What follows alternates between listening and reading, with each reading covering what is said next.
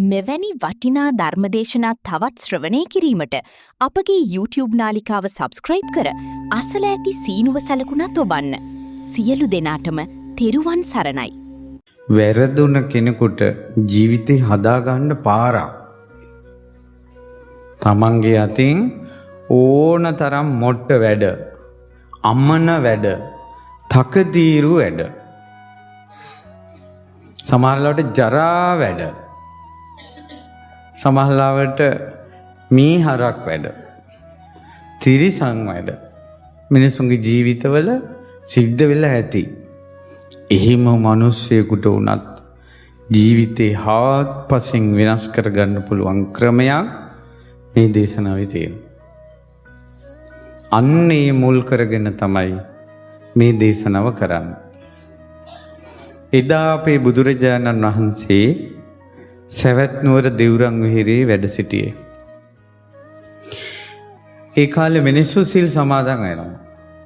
එතකොට දැන් අද කාලේ වගේ ආරාමයට ඇවිල්ලා ඉඳගෙන ස්වාමීනි අපිට සිල් දෙන්න කියලා එහෙම ආරාධනා කරන්නේ නැහැ. මිනිස්සුම උදේට හිතා ගන්නවා අද උපෝසත දවස, මං උපෝසත දවසට අද මම අට සීලේ සමාදන් වෙනවා කියලා හිතෙන් හිතා ගන්නවා.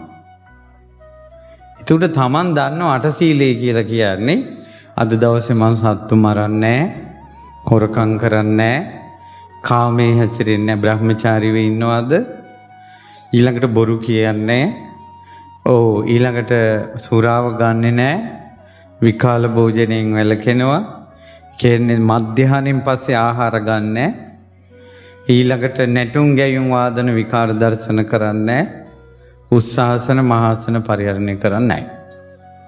ඕක තමයි සීලය.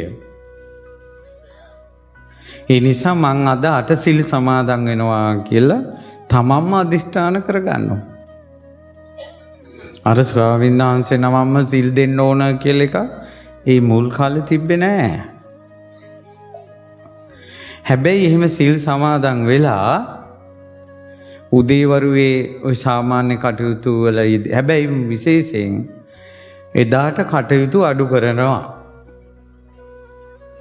සිල් ගත්ත දවසට වෙනදා වගේ කටයුතු කරන්නේ නැහැ. පුළුවන් තරම් විවේක ගන්නවා. උයන පිහෙන කන බොන දේවල් ටික උදේවරුේ ඉවර කර ගන්නවා. හැන්දෑවරුේ උවැසියෝ දෙවුරම් වේරට යනවා. හැන්දෑවේ තමයි මිනිස්සු ගිහිල්ලා බණ අහන්න යන්නේ පොයි දවසට. ඉතින් ඔන්න මේ මිනිස්සු ටික සිල් සමාදන් වෙලා හවස දෙවුරම් විහාරයට ගියා. බුදුරජාණන් වහන්සේ ඇහුවා මොකෝ මේ ලොකු පිරිසක් අද ස්වාමීනි භාග්‍යතුන් වහන්සේ අද පොය දවසනේව අපි සිල් සමාදන් වුණා. බුදුරජාණන් වහන්සේ වදාළා බොහොම හොඳයි. බොහොම හොඳයි උපාසක උපාසිකාවනි සිල් ගත් එක. මේ එහෙම දවසක් පුරාවට 30 පැයක් සිල් ගන්න එක ගැන කවර කතාවද? උපාසක උපාසිකාවනි අතීතේ අර්ධ උපෝසතේ භාගයක් සිල් අරගෙනත් මහා සැප සම්පත් විඳපු අවස්ථා තියෙනවා නේ කිව්වා. ඊට පස්සේ එතන උපාසක මහත්තයෙක් අහනවා ස්වාමීනි භාග්‍යතුන් වහන්සේ කොහොමද අර්ධ උපෝසතයක් ගත්තේ? බුදුරජාණන් වහන්සේ දේශනා කරනවා පින්වත් උපාසකය තථාගතයන් වහන්සේ බොහෝ අතීතේ ඊතරා දුප්පත් මානවකෙක් කියලා ඉපදුණා. දුප්පත් පවුලක ජීවත් වෙන්නේ බොහොම අමාරුයි. දැන් මට කියන්නකෝ දාන පාරමී, දාන උපපාරමී, දාන පරමත්ත පාරමී මෙච්චර දන් දෙන කෙනෙක් කොහොමද දුප්පත් වෙලා ඉපදෙන්නේ?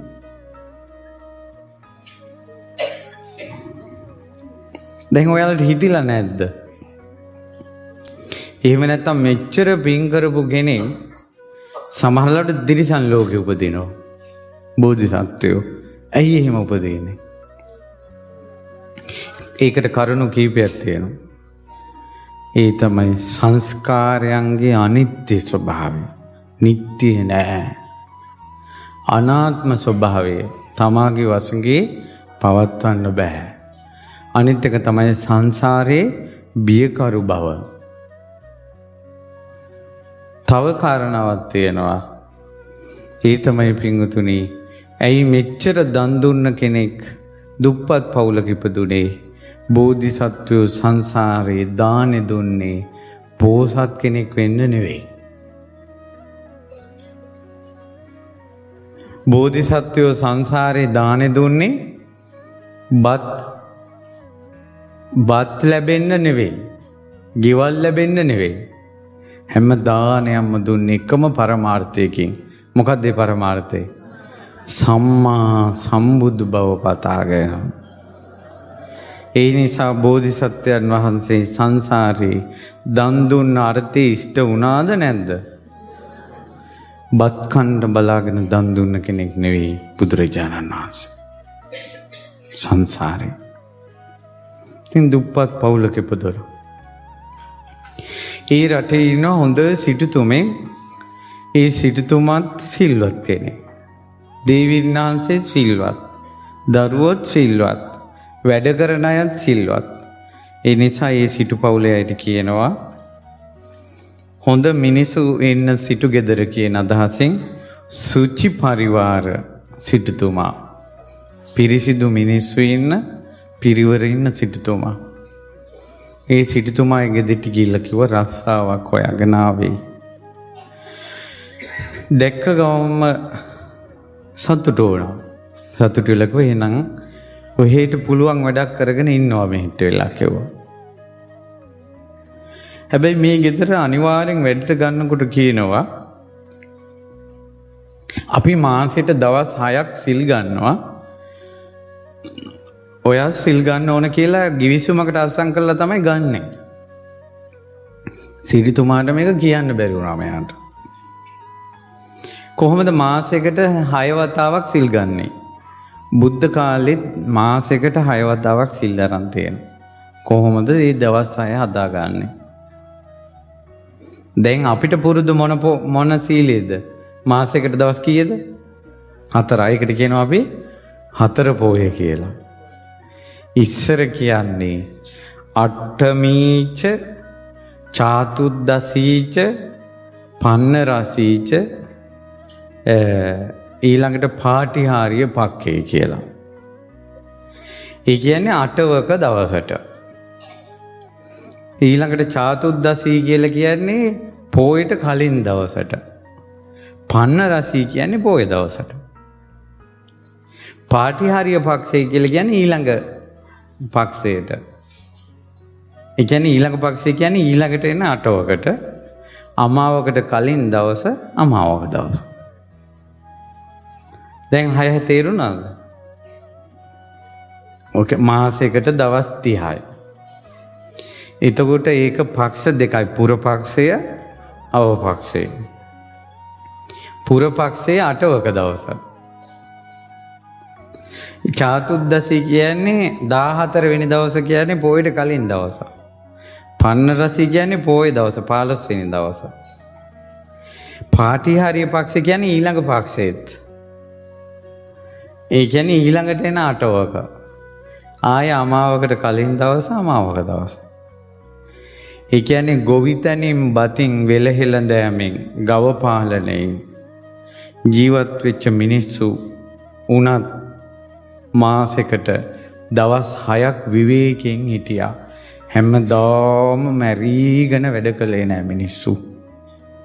මිනිස්සුෙකුට උනත් නිවාඩුවක් කියලා එකක් ඕන. මිනිස්සුෙකුට උනත් නිවාඩුවක් කියලා එකක් ඕන.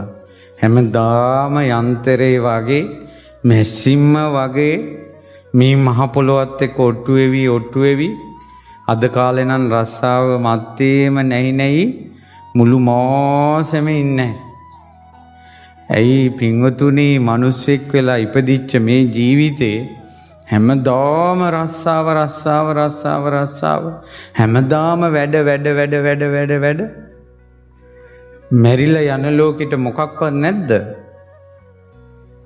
ඒ මිනිස්සු කොච්චර ජීවිතයේ ජීවන අරගලය කළත් විවේක ගත්තා.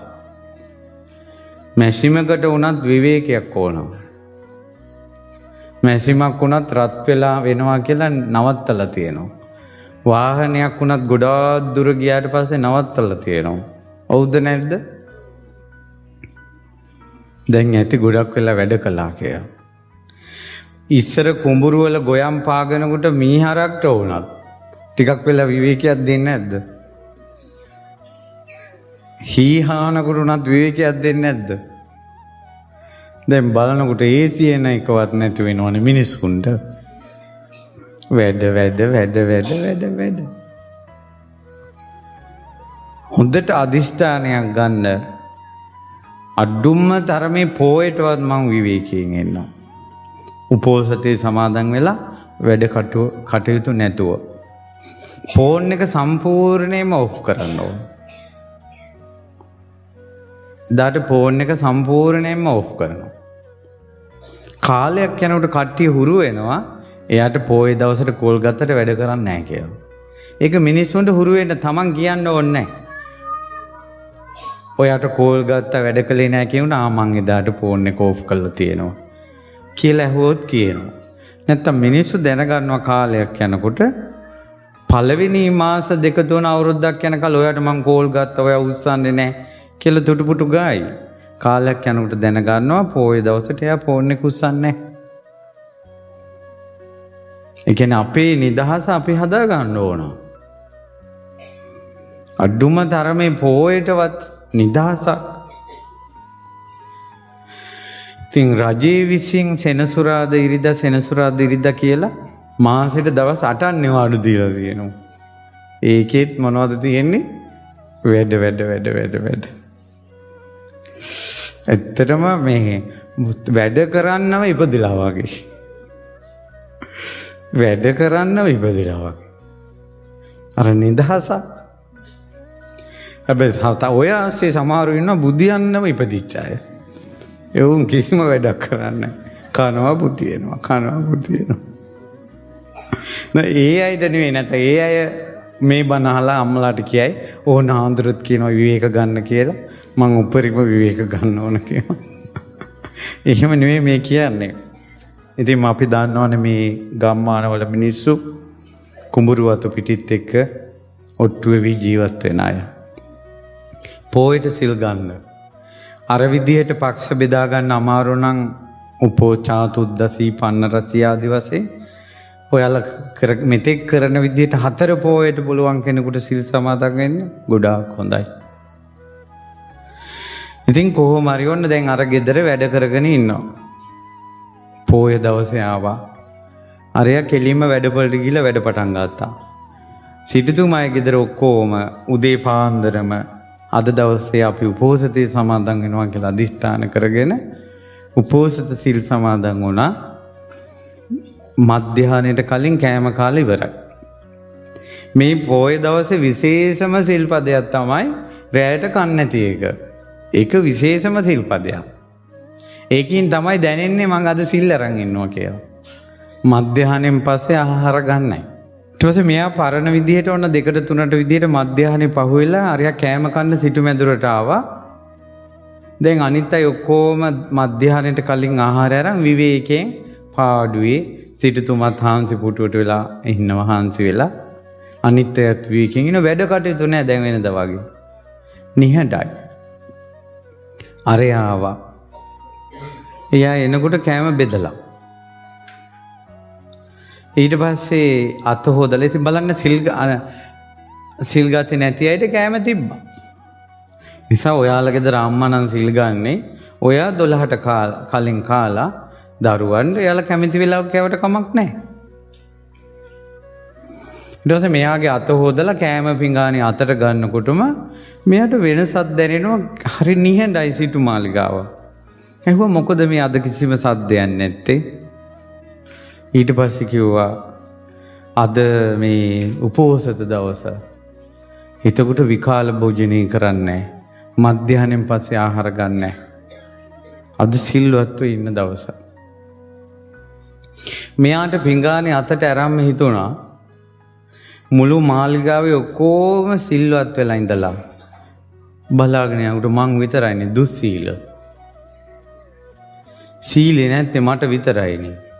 දැන් ඕක අද කාලේ අපේ මිනිසුන්ට හිතෙන්නේ නැහනේ. අද අම්මා සිල් ගන්න ගියා. තාත්තා සිල් ගන්න ගියා. මං විතරයි ගෙදර. ඉතින් ඔක්කොම සීලේ ඉන්නවා. මං සීලේ නැහනේ. ඔක්කොම සිල්වත් වෙලා ඇයි මං දුස්සීල වුනේ කියලා තමන්ගෙන් අහන්නේ නැහැ. අර තරුණයා තමන්ගෙන් ඇහුවා මුළු මාලිගේම සිටු මාලිගේමයි සිල්වත් වෙලා මං විතරක් දුස්සීල වුනේ ඇයි කියලා කණ්ඩ ගත්ත බත් පිඟානේ මේ සූඩ තියලා සිටුතුමාට ගිහිල්ලා කිව්වා සිටුතුමනි අද සිල් ගත්තලු මටත් බැයිද සිල් ගන්න කිව්වා පුතේ බලාපන් දැන් ඉර අවරට ගිහිල්ලා උඹට අද පූර්ණ උපෝසතයක් ගන්න බෑ. පූර්ණ උපෝසතේ උදේම සමාදන් වෙන්න ඕන. හැබැයි පුතේ අර්ධ උපෝසතේ පුළුවන්. ඔන්න අර්ධ උපෝසතේ කියන එක එන්නේ හවස් වරුවට. අපි 4ට සිල් පවාරණය කරන එකට කියනවා අර්ධ උපෝසතේ කියලා. උදේ සිල් ගන්න බැරි වෙච්ච අය දහවස සිල් ගන්න එකට තමයි මොකද්ද කියන්නේ? අර්ධ උපෝසතේ කියලා. ඊට පස්සේ අනේ අර්ධ උපෝසතේ උනාට කමන්නේ මම ගන්නවා. එහෙනම් පුතේ උඹ විකාල භෝජනෙන් වැළකීයනේ. අද දවසේ බ්‍රහ්මචාරීව හිටපන්. උස්සහසන මහසන වලින් වැළකීයනේ. කිල සිල්පදාට විස්තර කරලා දුන්නා. දැන් මෙයා ඉතින් ගිහිල්ලා ඔන්න දැන් වැඩ නැහැ. සිල්ලරන් වැඩ කරන්නේ නැහැ මෙයා. ඉස්සර හැබැයි මෙහෙම එකක් වුණා අපිට අපි පුංචි කාලේ පොය දවසට ඉතින් ගමේ කීප දෙනෙක් සිල් ගන්නේ. ගමේ කීප දෙනෙක් සිල් ගත්තට ගමේ මිනිස්සු කුඹුරු වැඩ කරන්නේ නැහැ එදාට. පොළොව කොටන්නේ නැහැ එදාට. ගස් කපන්නේ නැහැ එදාට. පොය දවසට අපේ දැන් මම පුංචි කාලේ අපේ ගමේ මිනිස්සු පොය දවසට කුඹුරු කොටන්නේ නැහැ. ගස් කපන්නේ නැහැ, පොළොව කොටන්නේ නැහැ. ගිනි මැල ගිනි තියන්නේ නැහැ. ඒ කියන්නේ අර කොළ එකතු කරලා ගිනි තියනවා පොයට කරන්නේ නැහැ. දැන් අපි දැකලා තියෙන පොයට යසට දැන් කුඹුරු කොටනවා. කොච්චර මේ අවුරුදු 25ට 30ට මේ පොඩි කාලෙට කොච්චර සමාජය වෙනස් වුණාද? බුද්ධ කාලේ කොහොම සුන්දර ලෝකයක් තියෙන්නේ නැතිදනේ? ඊට පස්සේ ඔන්න දැන් මෙයා වැඩ කරන්නේ නැහැ එදාට. ඉතින් එහෙම හිටිය කර්මාන රූපව මේ ඊලන්දාරිය වැඩ කරලා බඩගින්න ඔරොත්තු දෙන්නේ නැහැ. සමහරට එදා උදේ කැඳ ටිකක් බීලා වෙන්නේ වැඩ පටන් ගන්න ඇත්තේ. දවල් කෑමක් නැහැ.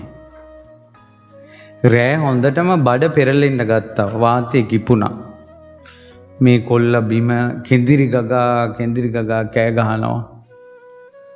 කෙඳිරි ගගා කෑ ගහනකොට සිටුතුමත් ඇවිල්ලා කට්ටියම ඇවිල්ලා කිව්වා පුතේ උඹට හුරු නෑ මේ සීලය. ඒ නිසා උඹ මෙන්න මේ බෙහෙත් ටික බීපන් ඒකම කැඳ ටිකුත් බීපන් කියලා. ඊට පස්සේ මෙයා කෙඳිරි ගගා කිව්වා හා පුරා කියලා ගත්ත සීලය අනේ සිටුතුමනි මං රකින්නම් කියලා. මැරුණක් කමන්නේ කියලා. ඊට පස්සේ ඉතින් මෙයාට බෙහෙත් කරනවා. රෑ එළි වෙනකල් කෙඳිරි ගගා ඉන්නවා බඩ පෙරලෙනවා. දිව එළියට එනවා වේදනාව ඇතුලේ. වේලාව කියන්නේ බලන්න එක්කෙනාගේ සසරේ ස්වභාවවල්. ඉදා උදෑසනම රජතුමා සිටුමාලිගාව ඉස්සරහින් පෙරහැරෙන් වීදි සංචාරය කරන්න ආරම්භ කළා. ඇත්තස්ත්‍රිය පාබල සේනා සහිතව වීදි සංචාරය කරන්නට ආරම්භ කරනකොට අර ලෙඩා කෙඳිරි ගගා ඉන්න තැනට පාරේ රජ්ජුරුව යනවා පේනවා. රජ්ජුරුව දැකලා මෙයාට කෙඳිරි ගාන එක අතරතුර හිතුණා අන්න බලාපල්ල සැප කියලා. රජ සැප කියලා රජ සැප ගැන සතුටින් ඉන්නකොටම මැරුණා. එතකොට අර්ධ උපෝසතය සමාදන් වෙලා ඒ පිනත් එක්ක රජ සැප ගැන චේතනාව පිහිටියා. ඒ රජතුමාගේම බිසවගේ කුසේ පිළිසිඳ ගත්තා රාජ කුමාරයෙක්. ඒ රජකුමාරව ඉපදුනා උදය කියලා. ඒ රජතුමාගේ නම ඒ කුමාරයාගේ. ඉතින් ඒ කුමාරයා හොඳ ශිල්පය කෙල පැමිණිලා තරුණ වියට පත් වෙනකොටම ඒ කුමාරයාට ටික ටික පෙර ජීවිත මතක් වෙන්න ගත්තා. පෙර ජීවිත මතක් වෙන අය අදත් ඉන්නවා. මට මොන ගහලා තියෙනවා.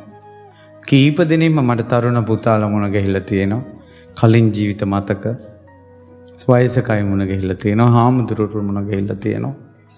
පෙර ජීවිත මතකයි ඉන්නවා. එයාලට මතක් වෙනවා මං කලින් මේ හිටියා. ඊට පස්සේ මේ රජකුමාරයාට පෙර ජීවිතේ මතකයි. ඒ රජකුමාරයාට එකපාර මතක් වුණා දුප්පත් වෙලා එදා වේල නැතුව හිටපු මට අර්ධ උපෝසතයක් රැකලා දවසක භාගයක් සිල් රැකලා අපේ රජසැප ලැබුණානේ. පොඩි පිනක විපාක. ඉතින් එයා ඇතා පිට යනකොට කිය යන්නේ පොඩි පිනක විපාක. අර චතුරංගනී සේනාව Tamanට හිස නමනකොට මෙයාට නිකම්ම කියවෙනවා පොඩි පිනක විපාක කියලා. ඉතින් ඔන්න එයා රජ වුණා. එයා නිකන් ඉන්න ගමන් පොඩි තට්ටුවක් දදා කියනවා පොඩි පිනක විපාක. ඇයි එදා වේල කන්නේ නැතුව හිටියේ? ඊට පස්සේ ඔය අතරතුර ඔන්න තව කතාවක් ඈ. මේකෙන් තමයි අර මගේ දෙවෙනි අර්ථය සිද්ධ වෙන්නේ. පළවෙනි අර්ථය තමයි සීලේ වටිනාකම. දෙවෙනි කතාව තමයි මම කිව්වේ ඕන තරම් අමන වැඩක ඉඳලා වුණත් මිනිස්සෙකුට වෙනස් වෙන්න පුළුවන්. අන්න ඒ කතාව පටන් ගන්න තැන. උතුරු දොරටුව ළඟ වතුර ඇදලා ජීවත් වෙන මිනිසෙක් හිටියා. ඒ මිනිසයා කරන්නේ ළිඳෙන් වතුර ඇදලා භාජන පුරවනවා. ඒ මිනිසයා වැඩ කළා ඒ මිනිසයාට පඩිය හම්බුණා අඩ මස්සක්. මස්සකින් භාගයක්. අඩ මස්සක්. අපි හිතමුකෝ රන් කහවණු භාගයක් කියලා. ඒ අඩ මස්ස මෙයා උතුරු දොරටුවේ ගලක් අස්සේ හංගලා තිබ්බා හදිසියට ගන්න. ආයි වතුර අදිනවා. ඕම ඉන්නකොට ඔතටින් ගිය කෙල්ලෙක් යන ගමන් වතුර ඇද ඇද ඉන්න මේ කොල්ල දිහා බලලා අඟර දඟල කොමල පපා.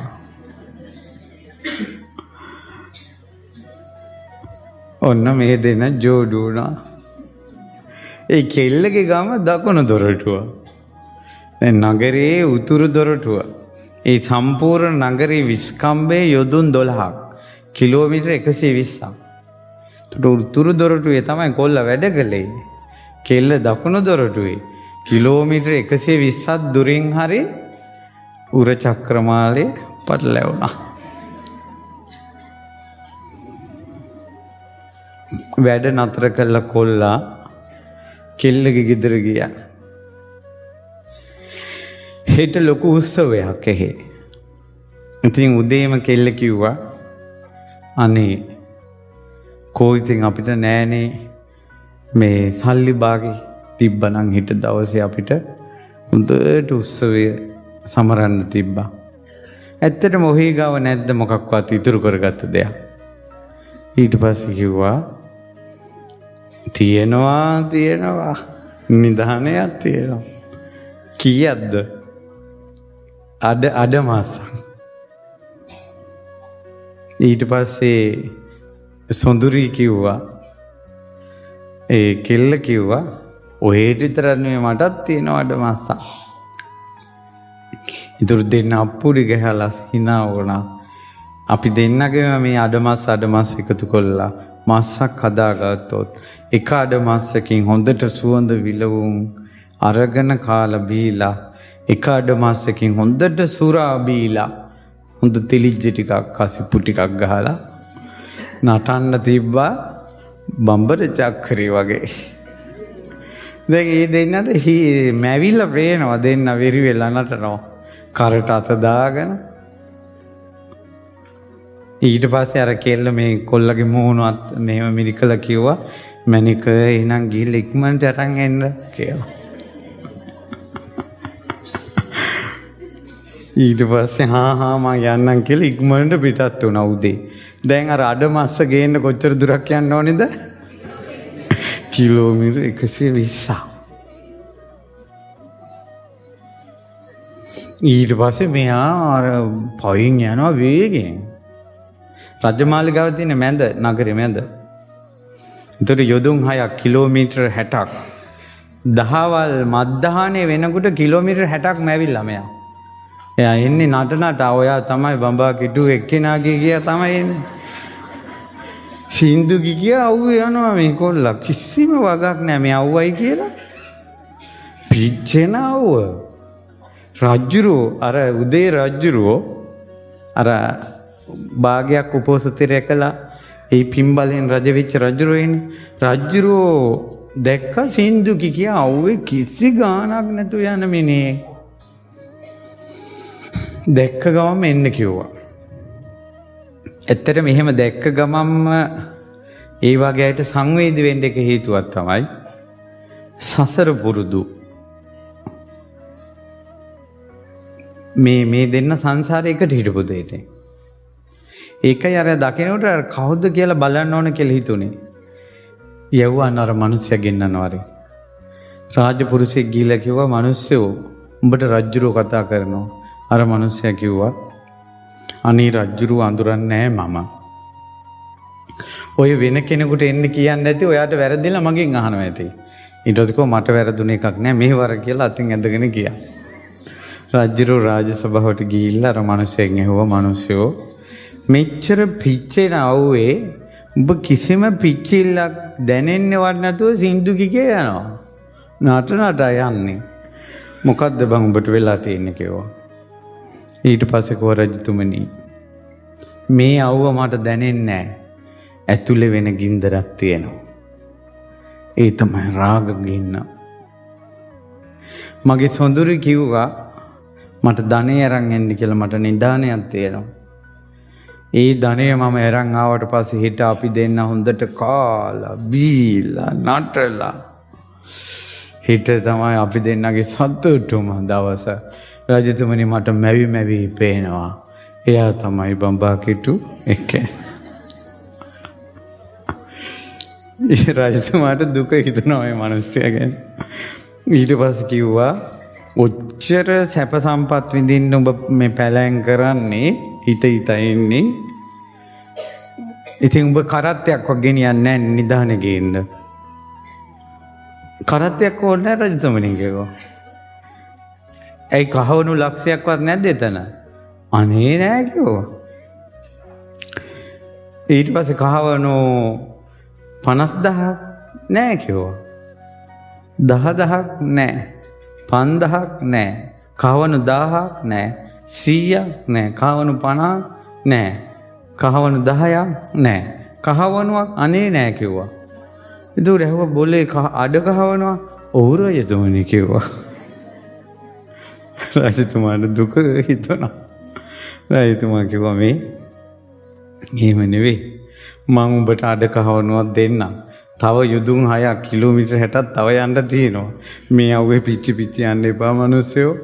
යනවා මෙන්න මේ කහවණු අඩ කහවණු අරන් යනවා කිව්වා. ඊට පස්සේ කොහෙන් ඔබතුමා සතුටෙන් දෙන එක නෙමේක මන් නොගනේ ඉන්නේ ගන්නවා. ඒ වුණාට අරක මම මහන්සියෙන් හම්බ කරපු එකනේ. මං ඕකත් අරන්මයි යන්නේ කිව්වා. ඊට පස්සේ රජතුමාට ආයෙත් දුක හිතුණා. දුක හිතිලා කිව්වා එහෙම නෙවෙයි. හරි ඉතින් ඒ දෙකම එකතු කළොත් කහවණුවන්නේ. මං උඹට කහවණුවක් දෙන්නම්. ඊට පස්සේ මේ මිනිස්සයා කිව්වා දෙන්න. හැබැයි අරක මං ගෙනියනවා. එතන කොච්චර ඒකට බැඳිලාද හිත නේ ඔය සමහර අයට පින්පඩියට බැඳුනට පස්සේ දුවලා ගෙදර යනවා ගිහලා සමහර පින්පඩිය රුපියල් 2500 කියන්නකෝ 5000ක් වියදම් කරගෙන එනවා අර 2500 ගන්න ඒදොර කවුරු හරි කිව්වොත් එහෙම අම්මේ යන්න එපා තාත්තා යන්න එපා ඉතින් 2500 නේ පින්පඩියට හම්බෙන්නේ මම රුපියල් 5000ක් දෙන්නම් කියලා කිව්වොත් ආයෙනම් ඕකක් දෙයන් ඒ වුණාට අරක ඕක නැත්තම් කැන්සල් වෙනවා කියලා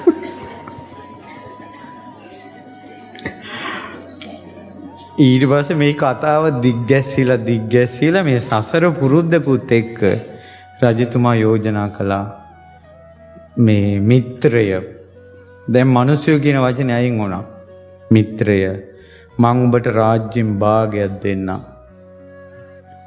කියලා හිස නමලා බාරගත්තා බෑ කිව්වේ නෑ රජතුමා බොරු කිව්වේ නෑ ඒ වෙලාවෙම රජුරෝ පිරිස කැඳවලා මෙයා සුවඳ පැන් වලින් නාවලා ඔටුනු පළඳලා රජ කෙනෙක් බවට පත් කළ මාලිගාවක් දුන්නා ඇතා පිට මාලිගාවට යන්න සැලැස්සුවා මේ රජුරෝ ඇතා පිට මාලිගාවට යන්න නැතුව උතුරු දොරටුවට යනවා මොකටද අර අඩමස්ස ගන්න ඇතා පිටින් ගිහිල්ලා ගත්තනේ අරග ඒ නිසායි රජුරව නොවැටුණා අර්ධ මාසක රජුරෝ දැන් හරි සමගී දෙන්න යාළුයි රජතුමයි අර්ධ මාසක රජුරෝයි අය අවුලක් නැහැ හොඳට සමගියෙන් රජකම් කරනවා දෙන්න රාජ්‍ය ගැන කතා කරනවා ඊට පස්සේ දවසක් රජුරෝ මේ දෙන උයනේ කතා කරගෙන ඉඳලා මහරජුරෝ කිව්වා මිත්‍රය මට ටිකක් මහන්සි මං ඇලවෙන්න රජතුමනි ඇලවෙන්න කිව්වා දැන් අර්ධ මාසක රජුරෝ අර දිග කවිච්චි ඉඳගෙන ඉන්නවා උදේ රජුරෝ හාන්සි වුණා රජුරන්ගේ ඔඩොක්කුවේ එහෙම ඉන්නකොට උදේ රජුරන්ට නිින්ද ගියා නිින්ද ගිය ගමන් අර්ධ මාසක රජුරවන්ට හිතුණා යකෝ භාගයක් රජකම් කොල්ලා මොකටද මේකගේ බෙල්ල කපන්න ඕන කියලා මිනිස්සෙක්ගේ හිතක් උතුම් තත්වයකට ගියාද තුච්ච තත්වයට ගියාද කඩුව මෙහෙම ගත්තා මෙහෙම අරගෙන කඩුව මෙහෙම ගන්නකොටම හිතුණා එකපාරම හිතට ආවා තෝ පාරේ හිඟා කකා වතුර ඇද හිටපු එකෙක් හිත කියනවා තෝ රජ කෙනෙක් කලේ මේ උතුම් මිනිසා ඒ වූ මිනිස්සෙකුගේ බෙල්ලක් කපන්න තෝ ඔච්චර තුච්ච මිනිහෙක්ද කියලා හිතනකොට ලැජ්ජා හිතුණා ආයෙ කඩුව දාගත්තා ආයෙ කල්පනා ඉන්නවා තවම රජුරෝ නිදි නෑ ආයෙ මේ වගේ chance එකක් ආයෙත් නෑ මේකගේ බෙල්ල කපන්න කියලා ආයෙ කඩුව ගත්තා ආයෙ කඩුව ගන්නකොට ආයෙ හිතෙන් කිව්වා ඒ තුච්ච මිනිස තොට කෙලෙහි ගුණ නැද්ද වතුර ඇද හිටපු මිනිහෙක් රජ කෙනෙක් කලේ මේ උතුම් මිනිසා ඒ උතුම් මිනිසා නසන්න තෝ හිතනවනේ කියලා එතකොට ආයෙ කඩුව දැම්මා තුන්වෙනි පාරත් හිතුණා තුන්වෙනි පාරක් කඩුව ඇදලා ගන්නකොට ආයෙ හිතුණා කෙලෙහි ගුණ ඕනම පාපයක් නතර කරවන්න පුළුවන් හිතට මොන ගුණියාවොත්ද කෙලෙහි ගුණේ අම්මා ගැන දරුවන්ට අමනාපේ හිතට එන්න පුළුවන් අම්මගේ උපකාර සිහි කරපු ගමන්ම ආයෙ බනින්න හිතෙන්නේ නැහැ තාත්තා ගැන අමනාපේ දරුවන් එන්න පුළුවන් තමන් වෙනුවෙන් කැපවෙච්ච හැටි තාත්තලා හිතන විදිය හිතපු ගමන් හිතේ අමනාපේ නැති වෙනවා ගෙදර බැඳපු ගෑනු කෙනා ගැන මිනිහට අමනාපේ එන්න පුළුවන් නමුත් ඔය ගෑනු කෙනා නේද වහලිය වගේ තුන් වේල බත් උයුයා රිදි හොදා ළමා ලපටි බලාගෙන ගේ දොර අස්පස් කරගෙන සමිති සමාගම් වලට ගිහිල්ලා ශ්‍රමදාන වලට ගිහිල්ලා මොන දුකක් විඳලා හරි Taman ඇවිදගෙන එනකොට තේ කෝප්පෙ ටික ළඟට දෙන්න ඊළඟට බත් ටික ළඟට දෙන්න ඉන්න ওই ගෑණි නේද? කදිසියට ලෙඩක් දුකක් වුණාට පස්සේ කොයිතරම් යාළුවෝ සිය ගණන් හිටියත් කසාය ටිකක් තම්බලා දෙන්න එකෙක් නැහැ. Tamanගේ නෝන තමයි ළඟ Tamanව බලන්න. ඒක මිනිස්සයාට කල්පනා කරන්න පුළුවන් වුණොත් බිරිඳ ගැන කෙලෙහි ගුණය ආය බිරිඳව මරා ගන්න හදාගන්නේ. ඉවසනවා ගෑනුන්ගේ හිටියෝම තමයි කියන්නේ. ඒ චරිත ස්වභාව මතුවෙනවනේ. පිරිමියා ගැන උනත් තරහක් වෛරයක් එනකොට මේ මිනිහනි කන්න දෙන්නේ බොන්න දෙන්නේ මගේ මිනිස්සයා නෙමෙයි. ඕන තරම් ওই මිනිස්සු ඉවසගෙන ඉන්නේ. අනිත කොහෙම අපේ මිනිස්සයාට ওই සුටුස් ගාලා පත්තරේ ලිපට දැම්මා වගේ හූස් ගාලා ඇවිලෙනවා හූස් ගාලා නෙවෙනවා. ওই මිනිස්සයාගේ හැටි ওই වෙලාවට කරබා හිටියාම හරි කියලා අර මිනිස්සයව තීරුම් අරන් මිනිස්සයේ ගුණ හිතලා නෙවෙනවා. එතකොට ඒකට ඔක්කොටම ඕන කෙලෙහි ගුණ. ඊට පස්සේ අවසානයේ 3 වෙනි වතාව මෙයා වේගෙන් කඩුව විසික කළා. කඩුව විසික කරනකොට ගලක වැදුණා සලාංගාලා රජුරුව හැරුණා. ඇහැරලා ඔලුව උස්සනකොටම මෙයා එකපාරම දන ගැහුවා. මට සමාව දෙන්න කියලා කකුල් දෙක අල්ලගෙන. සමාව දෙන්න කියලා කිව්වා. ඊට පස්සේ කිව්වා ඇයි ඔයගෙන් මට වැරද්දක් වුණේ නෑනේ. මං වැරද්දක් කළා. හිඟන්නෙක් රජ කරලා ඒ රජකම දුන්න උතුම් පුරුෂයාගේ බෙල්ල කපන්න හිතුවා. මේ තුච්චයාට සමාව දෙන්න කිව්වා. කඩුව ගත්තා. එක්ක සමාව දෙන්න නැත්තම් බෙල්ල කපන්න කිව්වා. රජුරෝ කඩුව වීසි කළා ඔළුව අත ගාලා වැළඳ ගත්තා. මිත්‍රේ මගේ හිතේ එහෙම එකක් නැහැ. උඹ රජ වෙයන් මං යුව රජුරෝ වෙන්නම් කිව්වා. එච්චර මිත්‍ර ධර්මය. තව හිතට වේදනාව ආවා. මෙච්චර උතුම් කෙනෙකුට නේද මම මේක කළේ. ඊට පස්සේ ඒ වෙලාවෙම කිව්වා රජතුමනි හරි මට සමාව දෙනවද? ඊට පස්සේ කොහොමද දෙන්නවා කිව්වා. හැබැයි මන්ට සමාව දෙනවා කියලා මම පිළිගන්නේ. මට මේ හැම දෙයක්ම අත්හැරලා මට තපස් රකින්න අවසර දෙන්න කිව්වා. ලෝභකම විසින් අඩමස්සට රජ වෙලත් අඩමස්ස හොයාගෙන ගිය ලෝභ මිනිසා ඊතරම් කුණ මිනිසයා ඊතරම් අතහැර ගන්න බැරුව හිටපු මිනිසයා තමන්ගේ හිතේ ඇතිවෙච්ච තුච්ඡකම ගැන කලකිරිලා රජ සැපක් අත්හැරියා. මාලිගා දිහා නොබලා බිරිඳ ගැන නොබලා ඒ මොහොතේ මොටුන්න ගලවලා තියලා කසාවත් ඇදගෙන ඈත වනේට නික්මිලා ගියා. ඒ වනේ ධානලාභී තාපසෙක් වුණ මිනිස්සෙක්ගේ පරිවර්තනයේ දිහා බලන්නකෝ. තමන්ට වැරදුන තැන තමන් හිතන්න ඕන. තමන්ගේ කැත ගතිය ගැන තමන් හිතන්න ඕන. තමන්ගේ කැත ගතියට තමන්ම නිග්‍රහ කරන්න ඕන. එතකොට අතාරින්න බැරි දේවල් අතාරින්න පුළුවන්. මා බැලුවා මේ ගංගාමාල ජාතකයේ මම ওই දේශනා කරන්නේ. කවුද මේ උතුම් මිනිසයා? කවුද මේ අසිරිමත් මිනිසයා? මොකද ඔහු සංසාරයේ අපේ ගුණකම ඔහු තුලින් පේනවා.